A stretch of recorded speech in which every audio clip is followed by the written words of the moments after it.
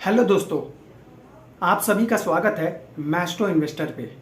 Friends, सबसे बड़ी बात कि हम आने वाले वीक और इस अक्टूबर में किस तरह के इन्वेस्टमेंट करेंगे इसके बारे में होगी। कोई पर्टिकुलर स्टॉक को टारगेट हम नहीं करेंगे, हम ऐसी बिजनेस स्ट्रैटेजी बनाएंगे इन्वेस्टमेंट का जिससे कि हमें इजीली ये पता हो जाएगा कि कौन से स्टॉक में बूस्ट आ सकता है। दो तरह के मेथड होते हैं, एक आप जब बॉटम टू टॉप जाते हैं और दूसरा जब टॉप टू बॉटम आते हैं। जब आप बॉटम टू टॉप जाते हैं, किसी पर्टिकुलर स्टॉक को बाय करते हैं, उसके बाद बाय के पहले आप उसके चार्ट को और फाइनेंशियल सारे उसके डेटा को चेक करते हैं, तो वहां पर आपको वन बाय वन बहुत सारा चेक करना पड़ता है जिससे आप पजल हो जाते हैं। इससे आप ये सिद्धांत रखिए कि आप कभी भी जब स्टॉक का सिलेक्शन करें तो आपका अप्रोच जो है वो होना चाहिए top to bottom. Top to bottom approach में आपको बेनिफिट क्या होता है कि जब आप किसी सेक्टर को पहले देखते हैं, वर्ल्ड को पहले देखते हैं कि वर्ल्ड या ग्लोबल पे किस सेक्टर का डिमांड आने वाले क्वार्टरली में होगा, अकॉर्डिंग टू आप अपने बिजनेस स्ट्रैटेजी से एक किसी स्टॉक को बाय करते हैं। तो आज हम समझेंगे कि अक्टूबर में होने वाला क्या है, क्योंकि मार्केट जो है ऑलरेडी आपको बुल दिख रहा है और अच्छा खासा रिटर्न हमारे पेड ग्रुप ने एंजॉय किया। ऑलमोस्ट 10% का रिटर्न 1 वीक में हमारे पेड ग्रुप ने लिया, जो कि काबिले तारीफ है। फ्रेंड्स, आप भी अगर चाहते हैं हमारे पेड ग्रुप में मेंबर बनना तो ज्वाइन बटन को क्लिक करके इजीली हमारे व्हाट्सएप से जुड़ के हमें अपना पोर्टफोलियो रिव्यू करवाएं और उसके बाद according to your goal investment बनाएं।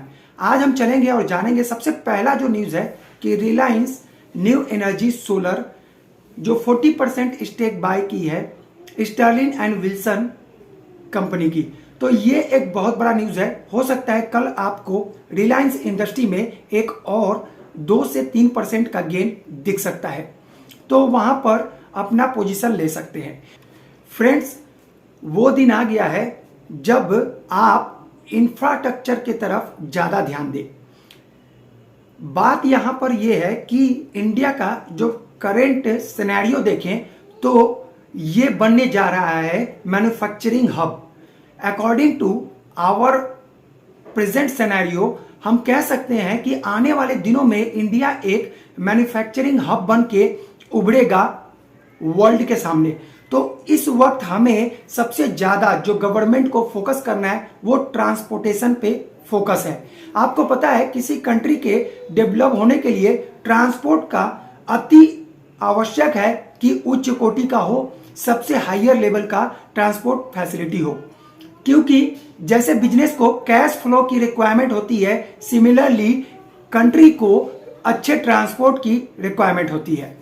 आपको एक बार फिर से याद दिलाना चाहूंगा कि आपने इसी 15 अगस्त को प्रधानमंत्री जी ने अनाउंसमेंट किया था 100 लाख करोड़ का, जो था पीएम गति शक्ति मास्टर प्लान, जो कि एक ऐसा ट्रांसपोर्ट सिस्टम जो पहले अनडेकोरेट है उसे ऑर्गेनाइज किया जाएगा और नए नए बहुत रेल लाइनें और एयरपोर्ट से के सामने आपको ऐसी फैसिलिटी मिले, वो ऐसा प्लानिंग के हिसाब से एक ऐसी ट्रांसपोर्ट सिस्टम बनाना जिससे कि अपनी कंट्री एक मैन्युफैक्चरिंग हब बनने के बाद बहुत अच्छा आपको फ्यूचर में ग्रोथ देखे।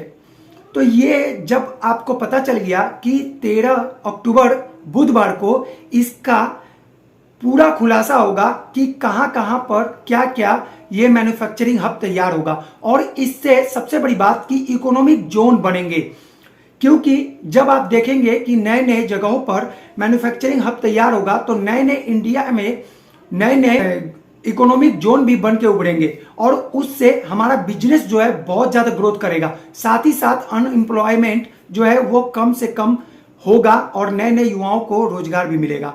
तो इससे हमारे स्टॉक मार्केट में एक और नया उछाल देखने को आपको मिलेगा, और इस उछाल में सबसे आगे जो आएंगे वो आएंगे इंफ्रास्ट्रक्चर। और आपको बता दें कि इंफ्रास्ट्रक्चर में अगर आपका इन्वेस्टमेंट नहीं है तो मे बी ये हो सकता है कि आप किसी ना किसी रिटर्न से वंचित रह जाएं और आपको अच्छा रिटर्न आपके पोर्टफोलियो में ना दिखे, क्योंकि इसका जो मास्टर प्लान का है वो 2023 से 2024 तक का लास्ट डेट है। तो इतने दिनों में आपको एक अच्छा मूव देखने को मिलेगा इस सेक्टर में। तो आप क्या सोच रहे हैं? मैं तो L&T लर्सन एंड टॉर्बो को आपको जब 910 रुपए था तब आपको बाय करने के लिए कहा था, आज 1700 के ऊपर ट्रेड कर रहा है। अगेन आपसे कहना चाहूंगा कि अपडेट रहिए हमारे साथ और ऐसे स्टॉक को बाय कीजिए। लेकिन अभी कोई भी स्टॉक बाय करते हैं तो सबसे पहले उसके क्वार्टरली रिजल्ट कब आने हैं और क्या उसके क्वार्टरली रिजल्ट का पॉजिटिव वाइब्रेशन चल रहा है या नेगेटिव, वो चेक करें। After that you can invest. अगर आपको लगता है कि इस बिजनेस ने लास्ट 3 मंथ्स में अच्छा रिजल्ट किया है तो आप इन्वेस्टमेंट कर सकते हैं, अदरवाइज आप होल्ड करके रखें, उसे अपने वॉच लिस्ट में रखें और उसके बाद इन्वेस्टमेंट करें। फ्रेंड्स, टीवीएस मोटर को लास्ट वीक मैंने बाय करवाया था जब टीवीएस मोटर और टाटा पावर का डील हुआ था अबाउट ईवी व्हीकल चार्जिंग के बारे में। तो वहां पर टीवीएस ने एक अच्छा बूस्ट दिया और क्वार्टरली रिजल्ट भी पॉजिटिव आने वाला है। ऑटो सेक्टर का प्राय आप देखेंगे क्वार्टरली रिजल्ट अच्छा आने वाला है। लेकिन मदर एंड सुमी के लास्ट मैंने जो वीडियो डाला था कि उसमें आपको एक स्पार्क दिख सकता है, क्योंककि चाइनीज कंपनी को एक्वायर की और साथ ही साथ aerospace company CIM tools product को वहां पर 55% का स्टेक बाय किया कंपनी ने। तो वहां पर आपको एक बूस्ट देखने को मिल सकता है। लेकिन क्वार्टरली रिजल्ट की बात करें तो मदर एंड सुमी का क्वार्टरली रिजल्ट अच्छा नहीं आएगा, यह संभावना है। तो हमें क्या करना चाहिए? हमें उसे वॉच लिस्ट में रखना चाहिए और उसके बाद अगर यहां से 5 to 6% का डाउन दिखता है तो बाय करके रखना चाहिए। तो फ्रेंड्स, ऐसे ही मार्केट स्ट्रैटेजी और बिजनेस स्ट्रैटेजी को समझने के लिए हमें सब्सक्राइब कर लें। मिलेंगे कल के वीडियो में।